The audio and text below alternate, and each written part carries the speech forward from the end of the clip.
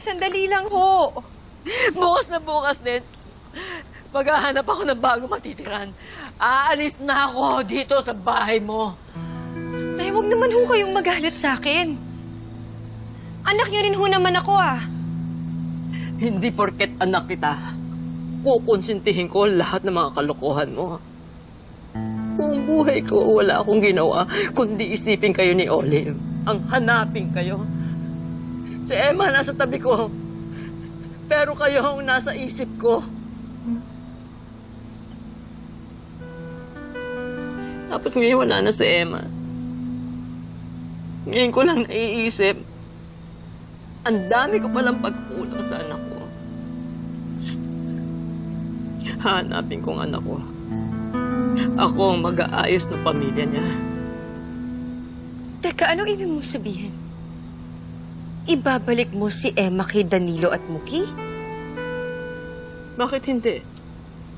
Sila ang totoong pamilya. Wala na si Emma! Ako na ngayon ang pamilya ni Danilo at ni Muki!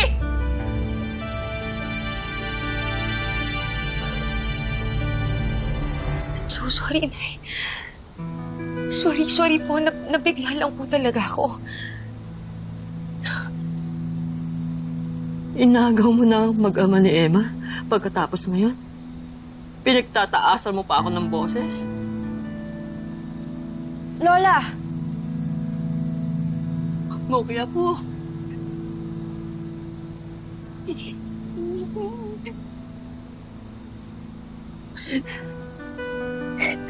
Basta, hindi naman po mangyayari yun kung hindi po kami iniwan ni Nanay, di ba? Alam niyo po, hanggang ngayon, hindi po ako makapaniwala na ikakasal na sila Tita Jade at Tatay. Pero Lola, mabait po sa amin si Tita Jade.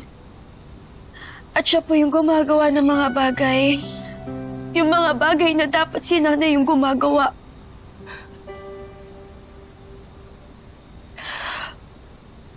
Minsan naiisip ko, pinepetray kaya namin si Nanay? Pero naiisip po ba kami ni Nanay ngayon? At yung sakit. Yung sakit na nararamdaman po namin ni Tatay.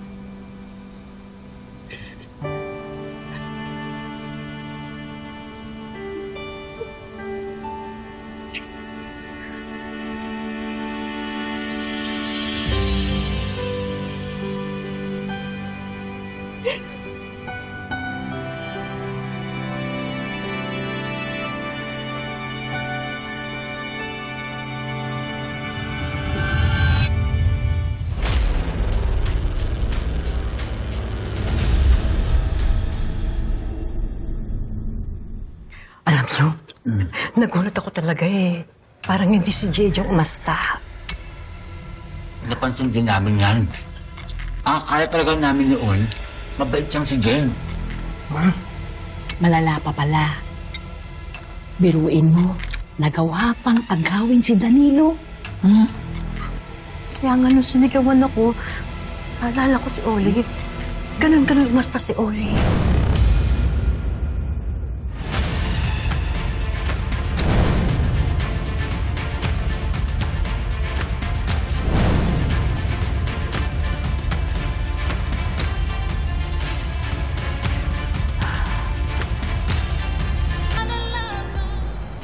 Binuksan mo ang sarili mo sa akin noon.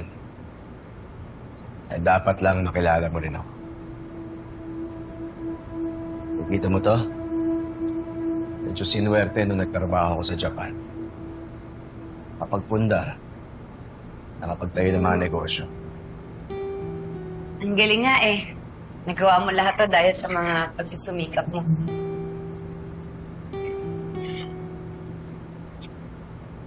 Hindi mo lang alam kung gaano kahirap ang pinagdaanan ko para marating to.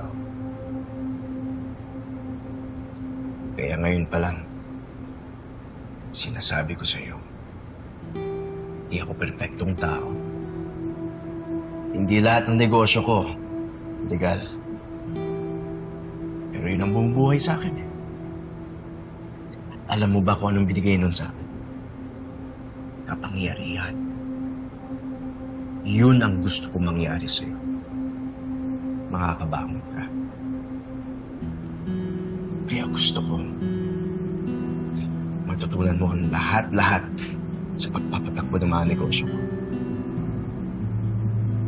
Hindi ba sobra-sobra na yung naitulong mo sa akin para bigyan mo pa ako ng trabaho?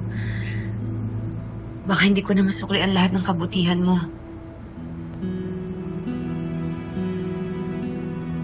Sino ba nagsabi na magpabayad ka?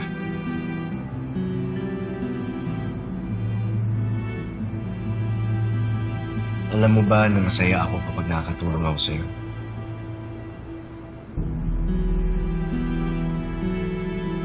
Ayoko na tinatarantado ka. Yan, tutulungan kitang buweltahan yan, Jade na yan. Gaya ng sinabi mo, hindi mo magagawa yun nang wala kang kakayahan. Tutulungan kitang paghandaan ang muling pagkikita niyo.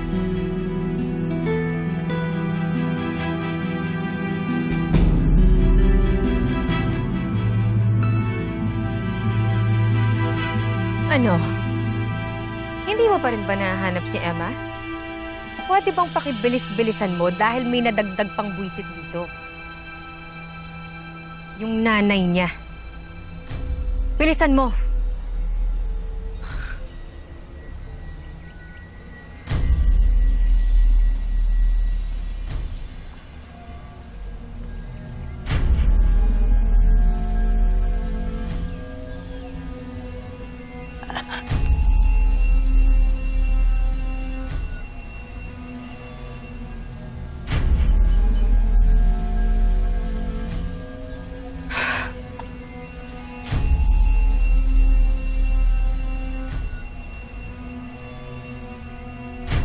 Laki naman tong bahay na to. Meron din palang kwarto dito. Nagawa ni Chico.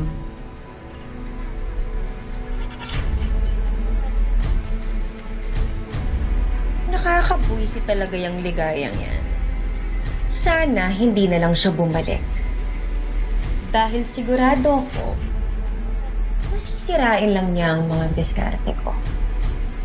Hindi niya dapat malaman na si Jade ang namatay at ako na si Olive Caparas ay buhay na buhay pa.